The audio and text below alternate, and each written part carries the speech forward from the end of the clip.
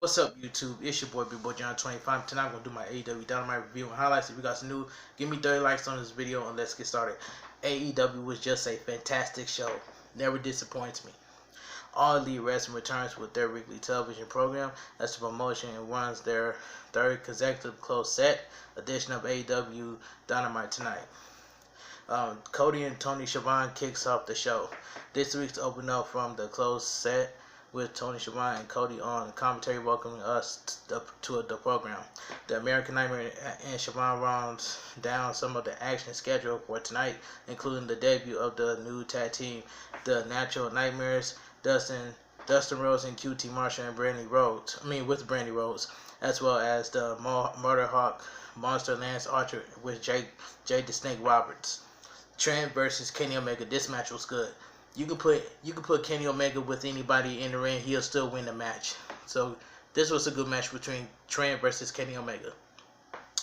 Dasha Gonzalez, our ring announcer for tonight's introduced Trent of the Best Friends. He comes to the ring accompanied by Chuck Taylor and freshly squeezed Orange Cassidy. Trent battles Kenny Omega in our opening bout. The AEW Tag Team Champion, along with Heyman, Adam Page, and AAA Mega Champion, makes his way to the ring. And here we go with our first contest of the evening. Cody tells us that the two shaking hands and just now before getting started as a sign of respect, in addition to a silent agreement that these two are gonna go for it in the empty the tank in this one. And they do exactly that as soon as the action gets going. With the quiet atmosphere, you can hear Omega and Trent laying their shots in with some extra. Omega is blasting Trent with kicks and strong strikes and chops. As Tony Schiavone promised another medical update on Nick Jackson later in the show. Omega runs into an elbow for Trent in the corner. Best Friends member follows up with a double stump and a springboard moonsault from the middle rope onto Omega on the floor. Omega ends up recovering and hitting the top suicide that makes out of all the Best Friends. The Rev R.B. Edwards checks in on the condition of the guys after the high spot to the floor. Now we see Omega asking for a hug, at the same way Trent did after his big spot to the floor. As the action resumes in the ring, it is Omega with the conformable in the offense driver's seat. We head to a mid-match commercial. When we return, we see the action still going in the ring, as Omega and Trent are in the middle of an exchanging punches as well. Crowd of people at ringside react to each one, making some decent noise from the television broadcast. Meanwhile, Omega and Trent continue to exchange offensive hold and strike on one, establishing control until Trent blasts Omega with a power driver for a near fall. Cody points out on commentary that we are 15 minutes until this match, which has an announced 20-minute time limit. Omega fights his way back into the lead as it looks like he was going for a V-trigger, but he ends up hitting a Snapdragon suplex on Trent for a near fall. Trent turns the tire with a big lariat. Omega reverses a move by Trent for a powerbomb. He followed it up with a V-trigger. Trent is down after getting blasted by the shot as the Best Friends run over to check on him. A figure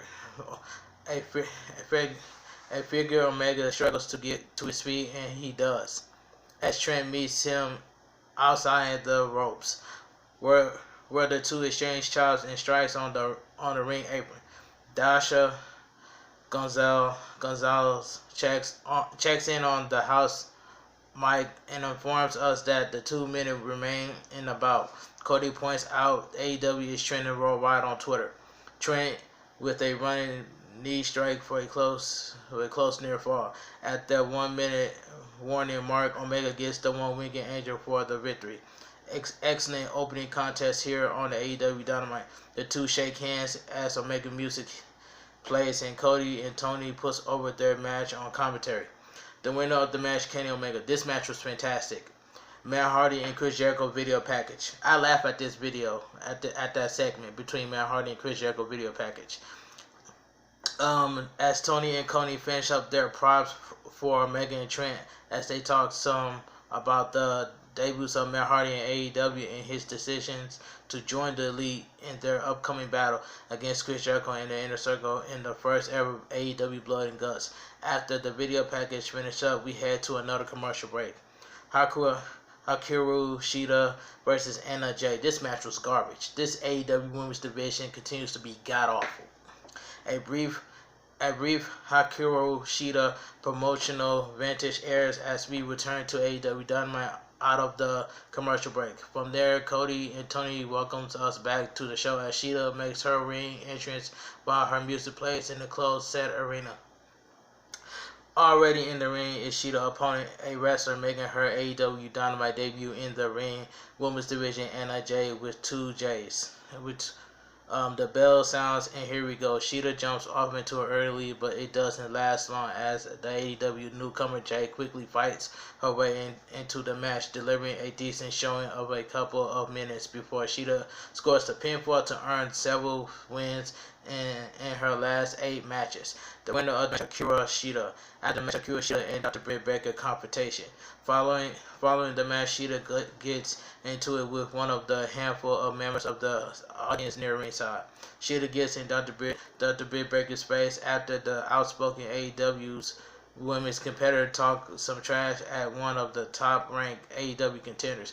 Baker takes a shoe off to threaten and whack Shida with it. The two talk some trash, and Shida eventually walks off. Baker puts her shoe back and continues to eat food while she enjoys the show. On that note, we head to another commercial with a promise to check in on Jon Moxley versus Jake Hager.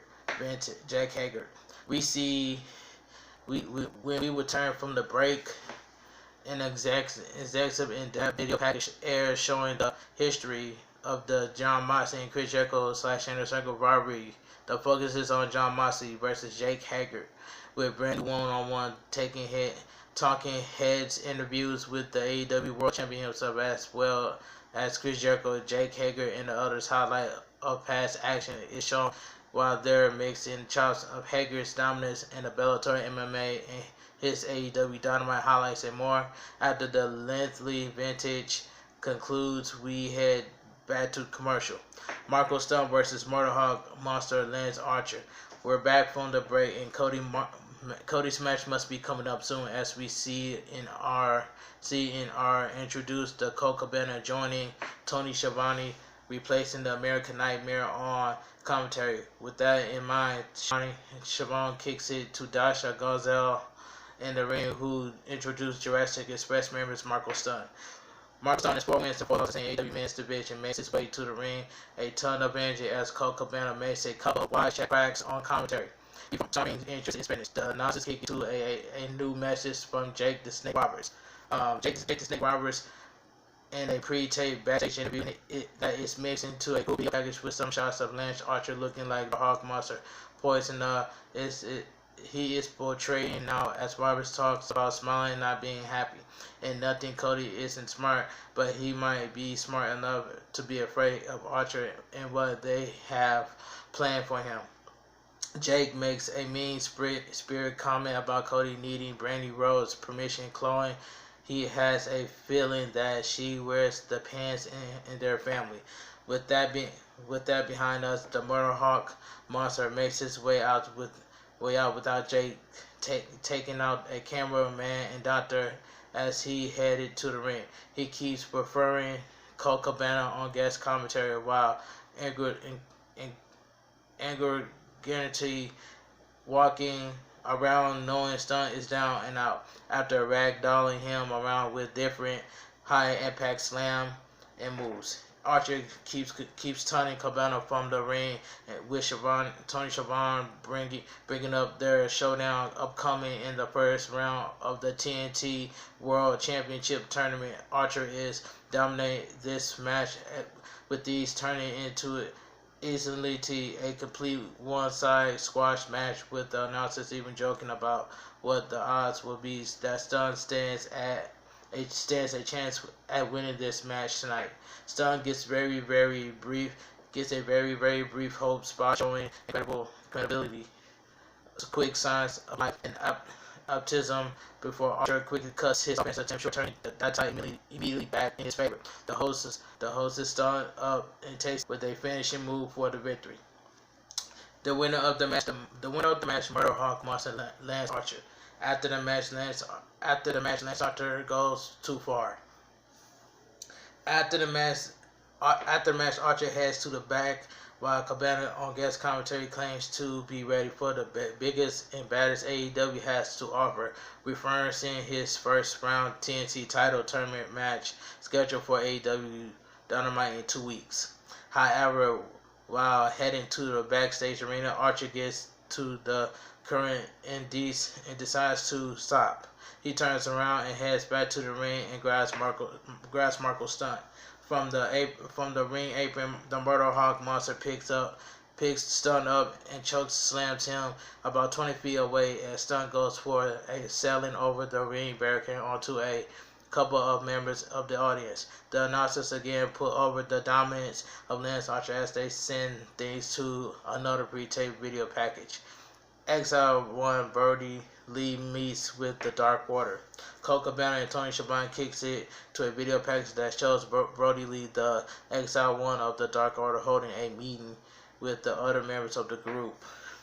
He stands at the table in Auburn, sitting a giant flat plasma screen TV hanging on the wall behind him, but only displaying the snowy look you get when you get turned to a wrong channel. He ordered one of the Dark Order minions to repeat a phrase, and that guy repeats it wrong twice, leading to Lee's glass sitting on the table over his head and sending him away. He goes over to the other member seated across the table who looks scared. Lee addresses that and then loses his cool again while the guy yawns. He, much like Vince Man, is one who looks and sneezes as a sign of weakness and demands that he nor anyone else sneeze in his presence again. After the XR1 / Dark Order segment, we head back to a break. Dark Order members 8 and 9 versus Natural Nightmares, Dustin Rhodes and QT Marshall. We return from the break and we hear the theme music of the Dark Order. Number 8 and number 9 member of the Dark Order will be representing the group. The announcers bring up the weird number before they go on to make a ton of number jokes. After their entrance wrap up, the theme music of Dustin Rhodes hits, and out he comes accompanied by QT Marshall and Brandy Rhodes. Collectively, they are now known as the Natural Nightmare Tag Team. The bell sound, and here we go. QT Marshall hold up a hood that Dark Order gave him last week. He throws it at them and charges at them to begin the match. The duo of Marshall and Rhodes jump off to an early offensive lead. Marshall gets in some offensive moves protecting Dustin. Dustin gets in his stuff with the small twist, and you still like the pro wrestling, like he takes Marshall and he for me to take up the offensive control. After enjoying a couple of minutes, the offense driver's seat, Dustin finally gets the hot tag from an exhausted Marshall.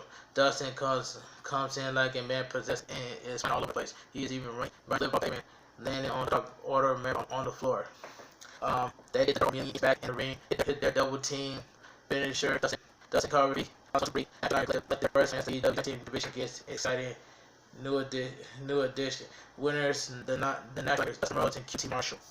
After the match, the X1 is not pleased. As their match segment wraps up with the Natural Nightmares posting in the ring with Brandy Rhodes and their old school Green Day like theme music play, and the announcer hype up. They a significant addition to the tag team scene and all the as the show made their way back. A very unhappy Lee comes out to the ring. Lee looks very visibly pissed as he hits the ring and grabs either 8 or 9 and hits Tony Schiavone to try to a wicked bomb the deficit over. Meanwhile, the Dark Order slumps down in the corner and appear as the announcer put over the leading style of the XR1. On that note, we head to a commercial break. Chris Jericho tries to lure Matt Hardy's Jerome Vanguard to the inner circle. I laugh at this part. This part was funny. We're back from the break after Tony Schiavone and Coco Cabana runs down some of the action coming up in the TNT World Championship tournament that kick off next week. They kick it off to the Jericho segment. We see Jericho just sitting in his hot tub enjoying a little bit of it.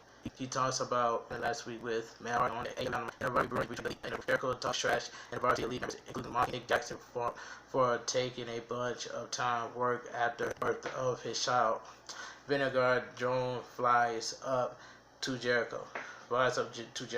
Jericho says he knew Vanguard would show up taking the drone like he's a person like he did last week. He tried to talk the drone into accepting his second offer to join the inner circle. As Jericho exits the hot tub and tries to offer the drone in the inner circle to accept his offer, the drone flies away and chasing him. Yells at it, but still in his t-shirt. I laugh at this part. Nick Jackson's medical update. From there, we kick into another Celebrate a Broadway pre-taped video package featuring the Young Bucks. They talk about the violence attack from the inner circle that left the Young Bucks member with his face throat crushed by a garage door following a savage beatdown. The segment ends with their injured Nick Jackson claiming he's still not ready to return to the ring. After a video package wrap up, we head to a Darby Allin, Cody versus Sammy Guevara and Shawn Spears. The tag team match main event was it was a good match. Good tag team main event match. All four guys made their individual entrance to the main, and then we head to the commercial break. When we return, our final bout of the evening here on AEW Dynamite is up next. We're back, and now AEW Dynamite main event is officially on. Cody and Spears started the match. Cody landed a front kick, tagging Darby, who beat Spears. Sammy on his phone and walk up to Brady, who took his phone away. Darby charged and sent Sammy hard into the barricade. Darby then hit on opposite sides of the. On that note, we head to a mid-match commercial break. We're back and we see Darby fighting his way out of the corner of the rubber to hit a cheap shot. Guerrero tagged in and applies a super, but Darby broke free with the jawbreaker. Sammy quickly recovered and tagging Shawn Spears. Sammy and Spears started gambling about how long they could hold up Darby with a selling suplex. Darby won the bet when he held Darby up for 60 seconds. He won him up instead of for a 2 count. Allin tried to get Darby Allin tried again and Darby escaped again. Darby landed his hand attack Cody. He came into match high and a disaster kick on Spears and springboard on the right 2 count. Cody then took off his weight belt and tossed it to Brandy. Cody applies a sharpshooter who escapes when Spears entered the ring. Cody applies a figure 4 to Spears, but Guerrero broke up to the star press. Spears put Cody to the outside. He threw him over the barricade on the hill side of the ring. Darby Allin squashed Spears. Darby Allin gets beat down by the Hills in the audience at the close set AEW Dynamite show. Now back in the ring.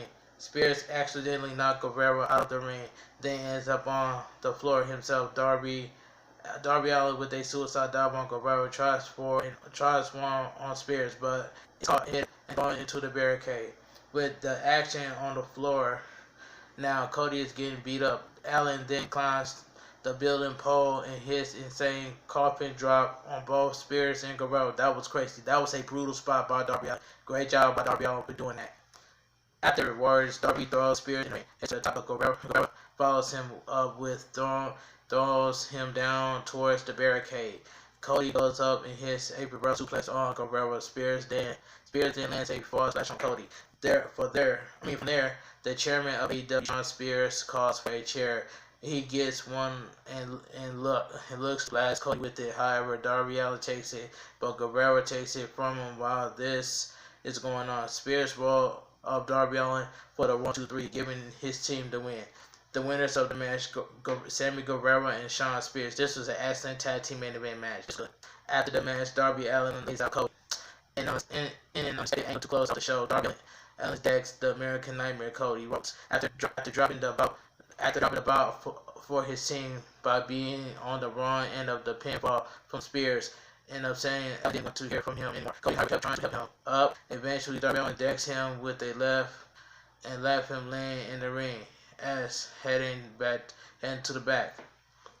That will do it for this week's closed set edition of AEW Dynamite.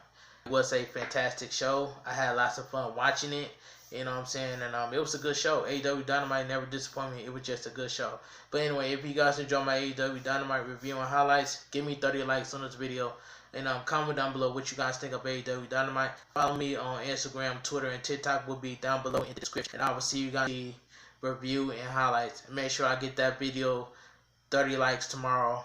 And I will see you guys on my WWE NXT review and highlights. But this your boy, B-Boy John 25. Talk to you guys later, and I'm out of here. Peace out, guys.